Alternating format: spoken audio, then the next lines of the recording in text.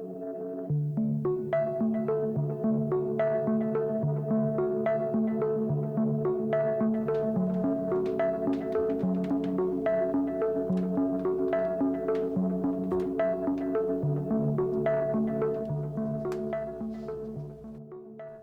everybody, welcome to the dungeon.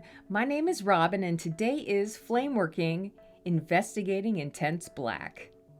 So today I wanted to share just how I make a intense black tester bead. These are a lot of fun and I really only use them to test out whether the intense black will web out on a color or sink into a color or just remain the same.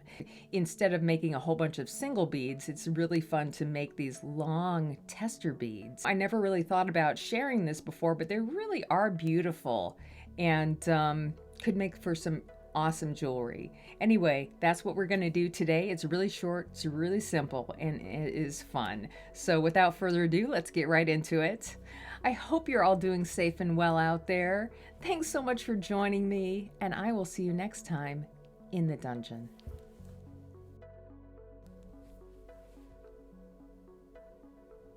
All right, I'm going to start this bead out with a rainbow assortment of colors today. Of course, you can use whatever colors that you want, and whatever colors you have on hand are the colors that you are going to want to test out for the intense black webbing. And I'm going to start out with this nice medium red.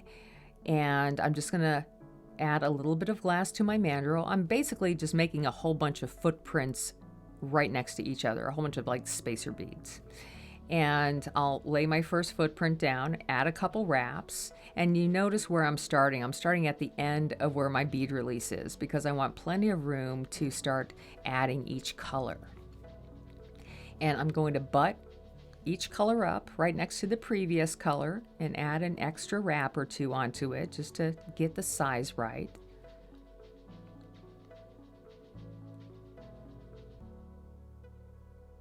And as I get longer and longer and add more colors, I definitely want to make sure that my mandrel underneath where I, start adding the next color is nice and hot so you don't get any bubbles like rising up to the surface later on that you didn't know about. So make sure your mandrel's nice and hot.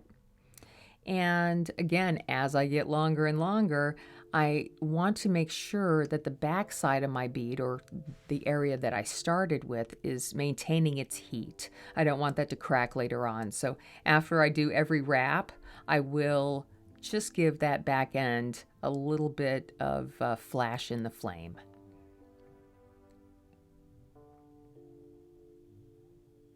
This evil purple here that I'm using is fascinating with the intense black. It gives it a really beautiful webbing effect, but then it sinks back into the color. So that one is definitely unique. A little bit more heat back there.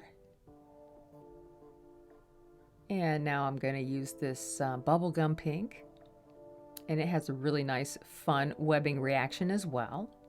And then the last color I'm going to use is my ivory. And the dark and the light ivory will both react with the intense black. So I'm kind of using the ivory at the end here as like my standard test color.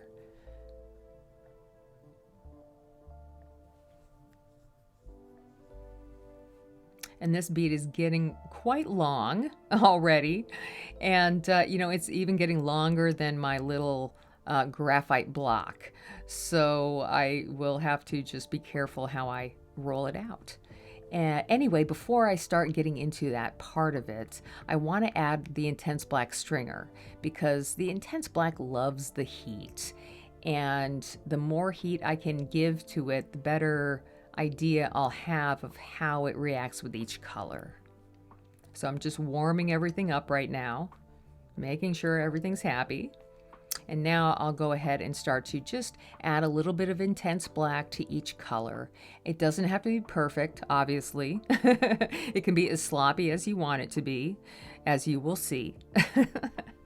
You just want, like I said, these are just for fun, just to test out the intense black on the colors. That's really all I use them for. But after making these for a while, I thought, God, these are just like a lot of fun, and they're actually really beautiful together.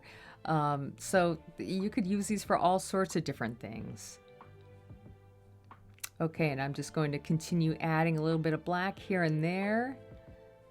I actually do try to put a straight line down every time, but because I am shaky and as I am rolling the glass in my fingers, and it's nice, it's kind of long, it's getting long, I don't know, it just starts to get a little shaky there for me. Either way, these are going to look great when we're done. All right, just about finished there. And now that we have all of that intense black on our beads, or on our bead, I'm going to start really getting everything nice and hot and smoothing it down. And when I'm working on something long like this, I will start to kind of break it down into different sections. So I'll work on one side, and then I'll heat the other side. And for something like this, I'm heating up a section of it and just rolling it out a little bit. I'll do one end and start getting it nice and hot and work on the other end, rolling it out. And then I'll heat the center. Working on this end.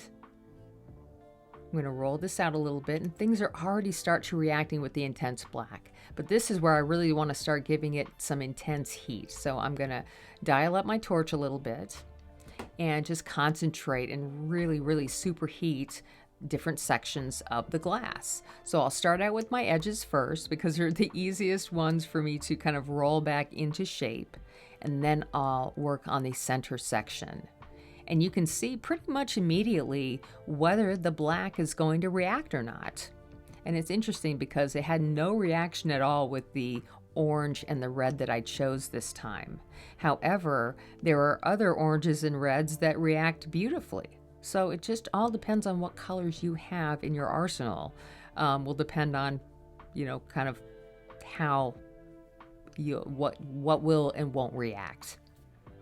And right here at the end, I'm just kind of like smoothing everything out, getting back into a nice long, slightly tapered on the ends shape. And yeah, that's about it for these. They're very simple, but they're really cool. And I hope you guys enjoyed this one. I am just going to give it a little extra heat here before I put it away. And that is that for our investigation into Intense Black.